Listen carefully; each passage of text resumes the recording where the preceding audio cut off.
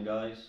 Last day of our holiday. It's just basically going to be spent travelling back now to the UK, so we've tidied the apartment.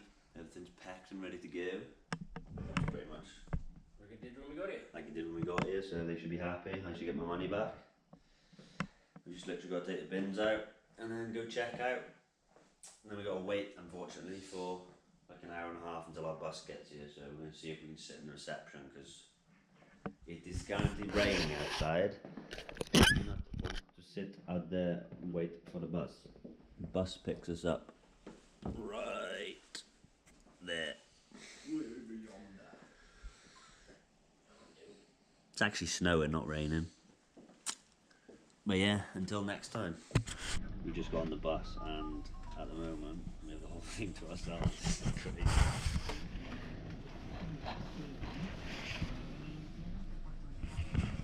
It's smaller than the one we came on, but we've got backseat massive boys.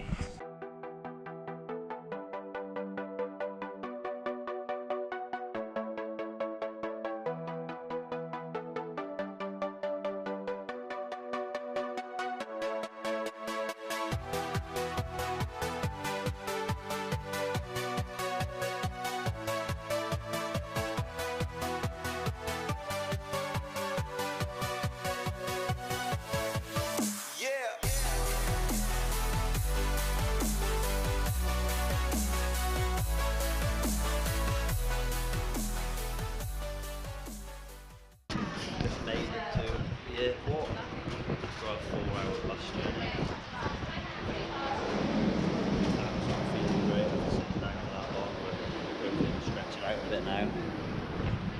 We've got like 4 hours to kill until our flight, that's the problem, so we'll get some food and something. Bombs the boys found a trolley. Work smarter, not harder. Mad how many people, how many of the same people we've seen on the day we arrived here and the day we're going back. Like, people have gone on the exact same amount of time holiday as us. It's bizarre, because it's like we picked a really short break for a change, and it seems a lot of other people have done the exact same thing. I just ordered us both a coffee. I don't know coffees, man. Just wanted a coffee. Americano, espresso, I don't know, whatever the it came black. I don't do black coffee. Jake had to go back and get some milk, and the guy described me as the guy with the GoPro. But the bus was actually early today, so we're at the airport with plenty of time to kill, obviously. Plane is going to be late. Tidy. We're just going to go Burger King now, toilet, and then finger our own bumholes until we can actually put our luggage on the plane.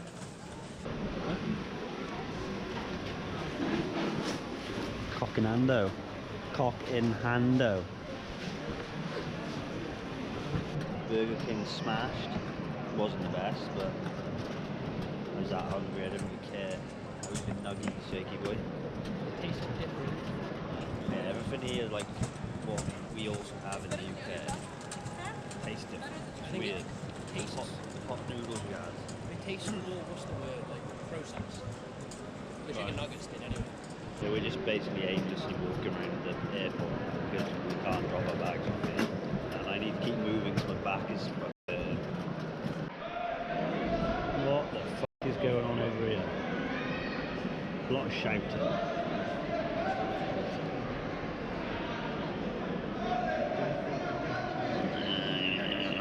How have we walked past this twice and not noticed it? What's it supposed to be? Well, it's a horse on steroids or something. Not by the horse. It's just absolutely mental. What? Look how buff he is. What does it say? Caballo. Right, bags dropped off, we gotta go through security now. Happy days. Security done, tidy this time. I didn't get touched inappropriately. Jake's bag didn't get searched. I did have to take my boots off again though, which is rather annoying. It's because they cover your ankles. They think I'm smuggled or something. Yeah. do look Mexican, so we'll give them that. We're going to grab a drink now and then we're pretty much ready to go away to get on the plane. Jesus Christ. Now. Fuck me. Bottle of water as well. Jesus Christ. It was 95 cents in for Andorra. That's why they don't let you do it. You can make money off it. Yeah, I know that. Do you know him? Yeah, it's a house house. No, seriously, do you know him? Depends who he is. Well, he lives on Drury Lane, doesn't he? Very far. No. Drury Lane. The Muffin Man! Come fly with me, let's fly away. We got coffee, we got milk, we got sugar, but we got no cups. The big question is, have they got any mushy peas? Where's he going? See how long it takes him to realise that I'm not there.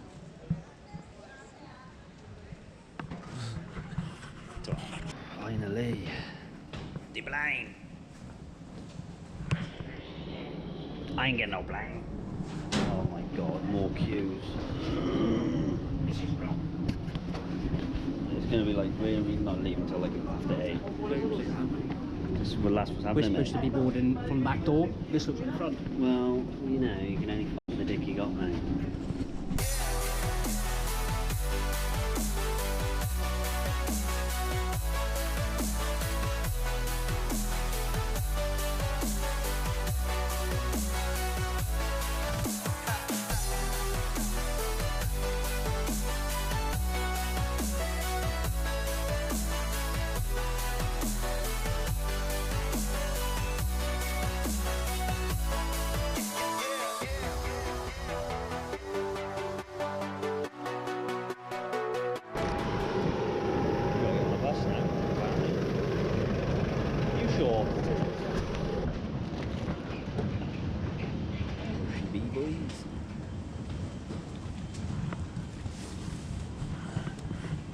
Alright, we made it to the UK, Manchester.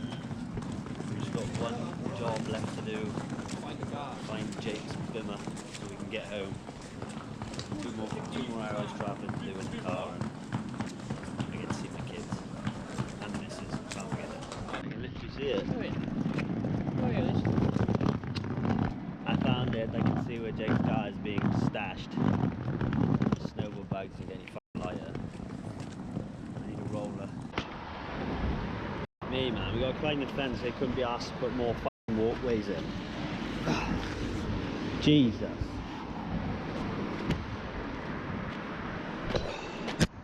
Home sweet fucking home. What are you doing? How's it go, Jake? No, we're not in Spain anymore. This is interesting. This is rather interesting. Beep. Which one's it gonna be? There. It says box 86, mate. Yeah. That's the previous person. I think. Next customer. Beep. Press to collect your key. 126. Look at that for a system. Yes. Yellow. What does that say? You owe us £5 for looking after your car for 3 days. So would it still be in lane 25? I would say not. It's got to be out here though, isn't it? Press to unlock. Out here.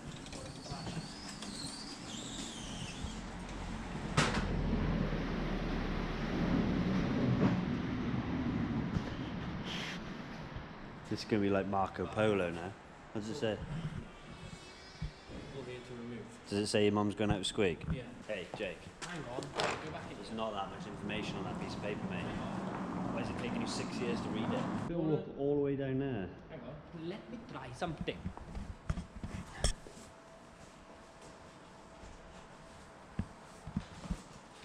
Alright. Work smarter, not harder again, yeah? Sorted. You know, I thought we were going to take the corner off that car. Whoa!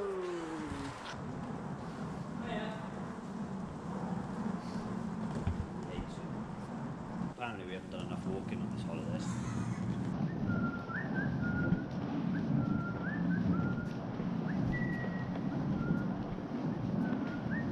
Marco. Is this your car? How much fuel have they used then? Enjoy riding your car about? We had about 160 to 180. What? I had about 160 to 180 when we dropped it off. And I've got... they put fuel in. No, they haven't. Don't be silly. Your car is bullshit. Right, it's 10 PM. We should have been realistically back in the car at 9. Yes. Shouldn't we? So yeah, Really we'll get home like just after midnight probably. Which is fine. I was originally expecting it to be later than that somehow. Even though, like I said, we would have been back earlier. But I don't care, let's get home.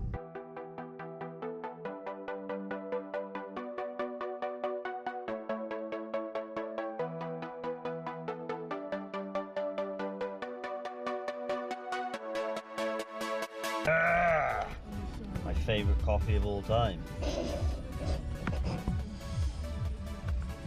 What the f are you doing? What are you doing? Why are you coming fast? Kill me.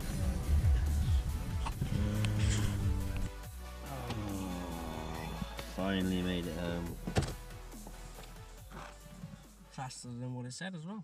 I'm going to chuck all my clobber in the house and hit the hay because I am pooped.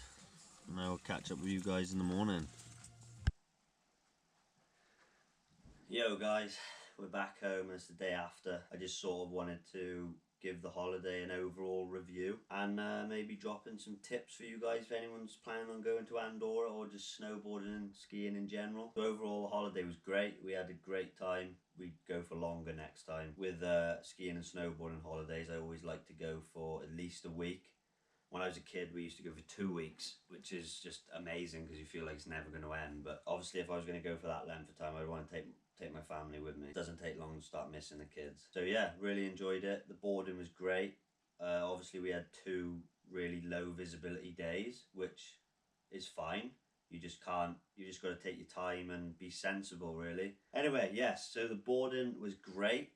Highly recommend Arinzel and Pal. It's a difficult one to say whether or not for beginners. A lot of the slopes there are very steep. There is scope there for you to learn, definitely. It would be a very repetitive couple of days, in my opinion, because you will be limited where you can go at those 2 places. In my opinion, it's quite an advanced ski area. So keep that in mind if you are going and you haven't done anything before. Now, as far as the actual holiday as a package goes, we booked through WeSki, which everything in the end checked out fine. It all went pretty smoothly. There's just a few issues I'd like to raise just to make you aware of it. And obviously, like, we would book with WeSki again because we've done it and it all worked out fine in the end and we know what to expect now. But from a first time using them kind of perspective, there was little bits of information that were left out that I feel needed to be more clear. For example, the car rental thing, which you guys don't even know about. I haven't spoke about that yet, and I'm going to touch on it lightly because it's kind of a sore subject. The reason we picked the package deal that we did was because it came with car rental. But after reading through all the terms and small print and stuff of that in detail very clearly, which I didn't do till like a week or 10 days before we were due to fly out there, I realised there was a lot of hidden fees and a lot of potential hidden fees and stuff that could go wrong. So if you are gonna, I'm not gonna say don't hire a rental car, because obviously people do it all the time and it's fine, but if you are going to, make sure you know exactly what you're getting yourself into. As soon as I saw all the red flags, I just shut that down straight away.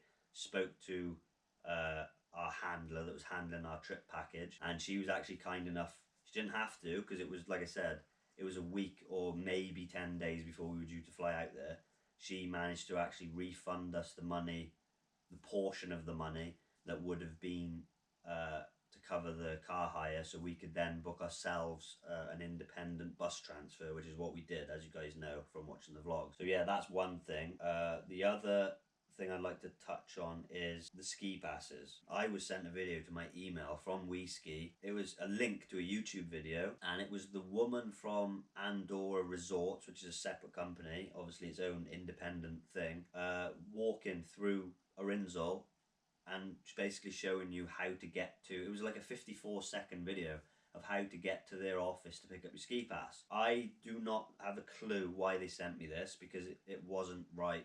We went to that office early the morning we were supposed to start snowboarding to get our passes and get up there, obviously, because Jake had to pick up his rental from halfway up the mountain. They got like a bunch of shops before you actually go up then to start boarding. When you got the first gondola, there's like an area with a calf, and that's where they do their après ski on a Saturday night, and a load of like rental shops and stuff.